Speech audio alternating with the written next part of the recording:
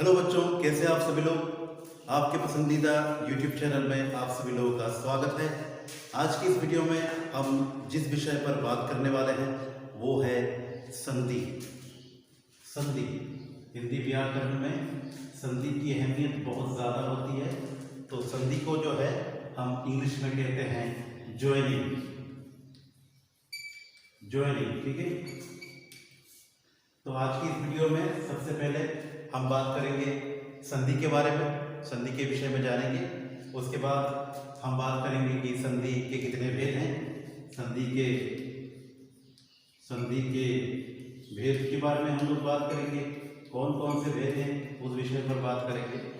तो वक्त ना गवाते हुए चलिए शुरू करते हैं आज का ये वीडियो।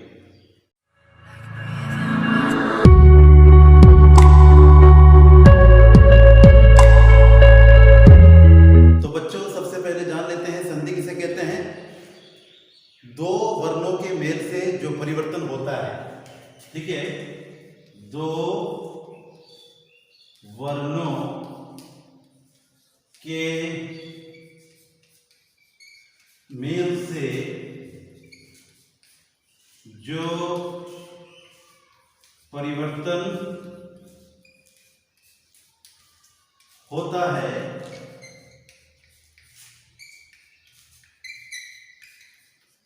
उसे हम संधि कहते हैं।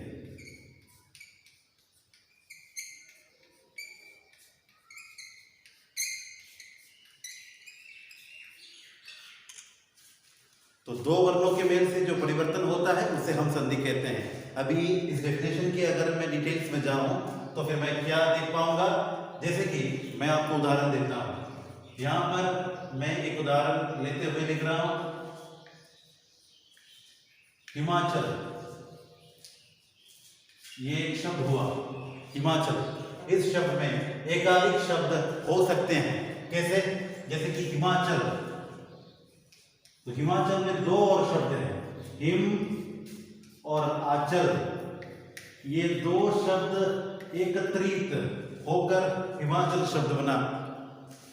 तो जब दो वर्णों को हम इकट्ठा करेंगे, दो वर्णों को यानी या फिर दो शब्दों को जब हम लोगों ने इकट्ठा किया, इकट्ठा करने के बाद जो नया शब्द बना उस नए शब्द को हम लोग संधि कहेंगे, ठीक है।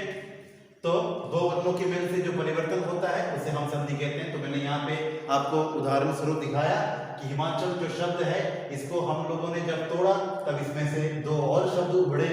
तो यहाँ पर दो वर्ण है, दो वर्ण जो है आपस में संयोग हुआ है और दो वर्णों के आपस के संयोग में एक नया शब्द उभरा है जो है संधि। तो यहाँ पर हमारा शब्द कौन सा है जो कि संधि है, वो है हिमाचल। और जब हमें कोई भी शब्द दिया जाएगा, जैसे कि यहाँ पर आपको ये शब्द दिया गया है और पूछा गया है कि आपको इसे विच्छेद करना है, मतलब इसे आपको तोड़ के लिखना है। इस शब्द में कौन कौन से और शब्द हैं इसको आपको लिखना है। ये तो मिक्स शब्द हुआ, ये शब्द हुआ मिक्स, ये शब्द हुआ मिक्स। तो इस मिक्स्ड शब्द से आपको शब्दों का चयन करना है और उन्हें अलग अलग करके लिखना है। तो जब आप किसी भी एक शब्द को अलग अलग करके लिखेंगे, अलग अलग आप किस लिए करेंगे, क्योंकि उस शब्द को आप तोड़ रहे हैं और उसकी बारीकियां निकाल रहे हैं। तो यहाँ पर हिमाचल जो है ये एक मिक्स शब्द हुआ, इसको जब हमने तोड़ा तब हमने इसकी बारीकियां निकाली। तो बारीकियां निकालते वक्त कौन कौन से शब्द उभरे, एक है हिम और दूसरा है आचल। तो यहाँ पर इस शब्द को तोड़ के जिन शब्दों को हमने यहाँ पे बनाया, बनाते हुए ये सारे शब्द जो है इसके विच्छेद में आ जाएगा। तो ये वाला पार्ट हो जाएगा संधि विच्छेद, संधि विच्छेद। तो परीक्षा में जो है आपको ये वाला शब्द दिया जाएगा, ठीक है। परीक्षा में आपको ये वाला शब्द दिया जाएगा, आपको इसे तोड़ के लिखना है, आपको इसका संधि विच्छेद करना है। मतलब किसी भी शब्द को जब हम लोग तोड़ के लिखते हैं, तोड़ के इसलिए लिखते हैं क्योंकि उसमें एकाधिक शब्द होती है। तो जब हम लोग उसे तोड़ के लिखते हैं तब उसे हम संधि विच्छेद कहते हैं। और जब दो वर्णों को एक साथ इकट्ठा कर दिया जाता है तब वो कहलाता है संधि, ठीक है बच्चों। तो चलिए अभी बात करते हैं संधि के वेदों के बारे में। तो आइए बच्चों अभी बात कर लेते हैं संधि के वेदों के बारे में। तो संधि के कुल 3 वेद होते हैं। संधि के वेद, तो मैंने क्या बताया कि संधि के कुल कितने वेद होते हैं? 3। ठीक है, कौन कौन से? एक है स्वर संधि। क्या है? स्वर संधि।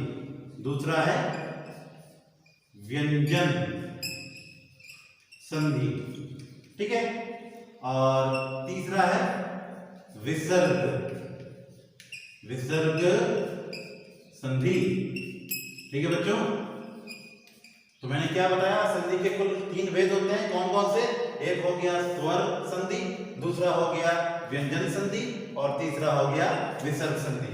मैंने यहाँ पे गलती से संधि नहीं लिखा, माफ करना उसके लिए। ठीक है, तो आइए बच्चों अभी जान लेते हैं स्वर संधि किसे कहते हैं। स्वर और स्वर के मेल से जो परिवर्तन होता है, या फिर स्वर और स्वर के मेल से जो परिवर्तन या फिर विकार होता है, उसे हम कहते हैं स्वर संधि। अगर आपको मेरा हैंडराइटिंग समझ में नहीं आ रहा है तो फिर आप कोई टेंशन मत लीजिए, मेरे नीचे, मैं जहां पे हूं यहाँ पे नीचे आपको डेफिनेशन मिल जाएगा। ठीक है, तो मैंने क्या कहा?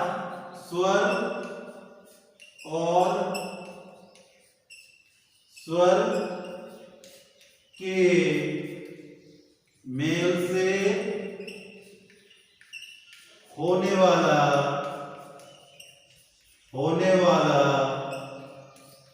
परिवर्तन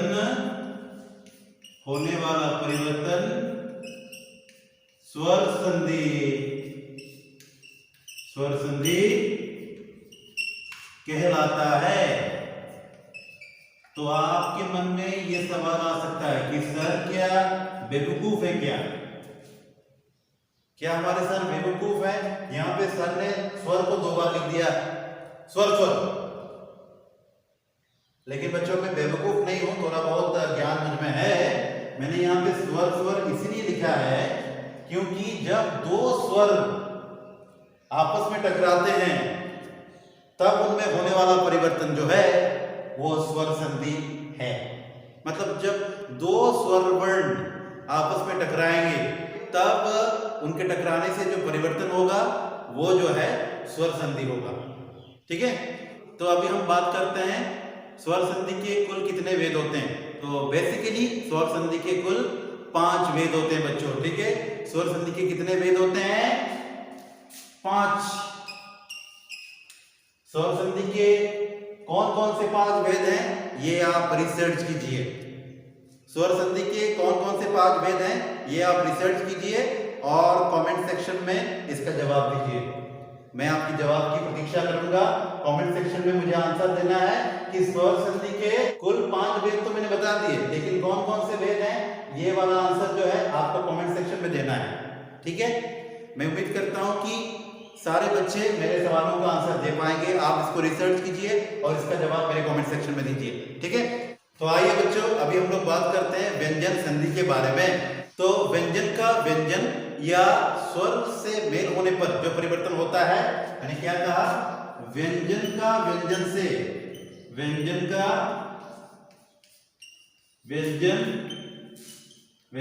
व्यंजन से या स्वर से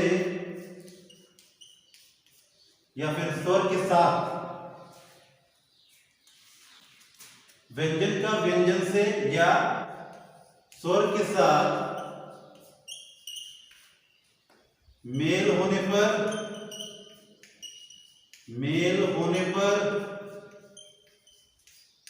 जो परिवर्तन होता है,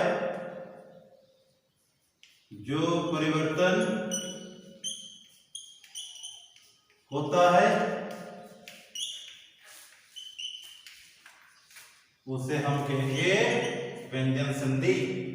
अगर आपको मेरा हैंडराइटिंग समझ में नहीं आ रहा है, बार बार बोले जा रहा हूं, तो फिर आपको डेफिनेशन मेरे नीचे मिल जाएगा। ठीक है, आप सोचिए मत।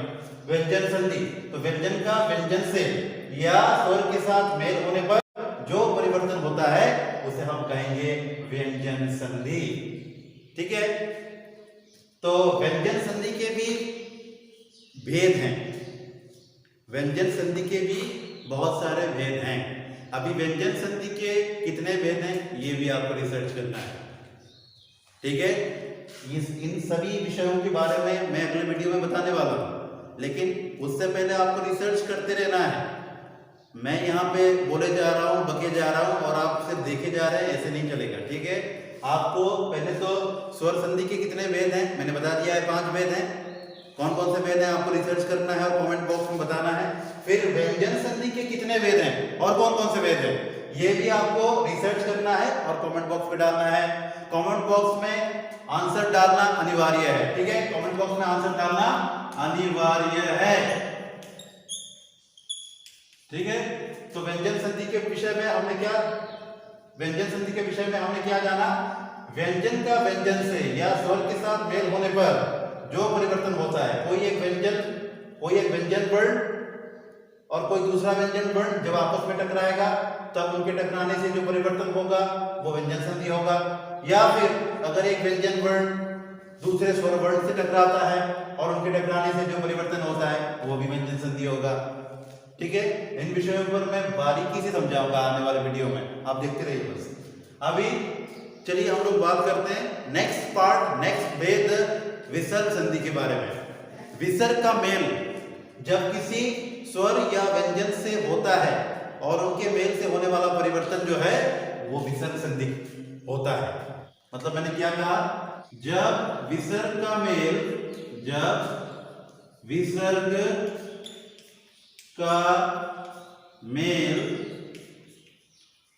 किसी स्वर या व्यंजन से होता है, जब विसर्ग का मेल किसी स्वर या व्यंजन से होता है तब उनके मेल से होने वाला परिवर्तन, उनके मेल से होने वाला परिवर्तन क्या कहलाता है, विसर्ग संधि। तो जब विसर्ग का मेल किसी स्वर या व्यंजन से होता है तब उनके मेल से होने वाला परिवर्तन जो है वो विसर्ग संधि कहलाता है, ठीक है बच्चों। तो उदाहरण के साथ मैं यहाँ पे आपको एक दिखा देता हूं जिससे कि आपको इस विषय पर गहरी रुचि मिलेगी, थोड़ा सा ज्ञान भी मिलेगा, ठीक है। जैसे कि यहाँ पर मैंने लिखा नी प्लस रज, तो नी का प्रोनाउंसिएशन जब करेंगे तब कौन सा वर्ण उभरेगा, नी, ई, ठीक है ना। तो नौ के ऊपर कौन सा, तो नौ के ऊपर क्या है, छोटा ही है कि बड़ा ही है, छोटा ही है, तो इसीलिए यहाँ पर छोटा ही आ रहा है, नी छोटा ही आ रहा है। और रज का प्रोनाउंसिएशन जब करेंगे तो क्या आ रहा है, रज, रो, तो ये नी है स्वर वर्ण जबकि रो है व्यंजन वर्ण। तो मैंने क्या कहा, जब विसर्ग का मेल किसी स्वर या व्यंजन के साथ होता है और उनके मेल से जो परिवर्तन होता है वो विसर्ग संधि कहलाता है।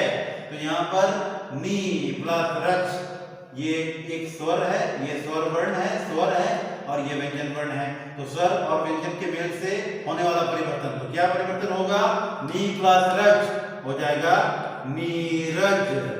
तो यहाँ पर परिवर्तन क्या हुआ, पहले नौ के ऊपर था चौड़ाई की मात्रा और यहाँ पे नौ के बाद है बढ़ाई की मात्रा। तो यहाँ पर जो परिवर्तन हुआ वो है नीरज, नौ के ऊपर आ गई बढ़ाई की मात्रा, ठीक है। तो आज की इस वीडियो में हमने जाना कि संधि किसे कहते हैं, संधि के कौन कौन से भेद हैं और संधि के उन भेदों के बारे में भी हमने जाना। अगले आने वाले वीडियो में हम हर एक भेद के बारे में विस्तार से आलोचना करेंगे, उदाहरण के साथ विस्तार से आलोचना करेंगे। लेकिन उससे पहले एक बार फिर से मैं आपको रिमाइंडर दे दूं कि मैंने आपको 2 टास्क दिया है।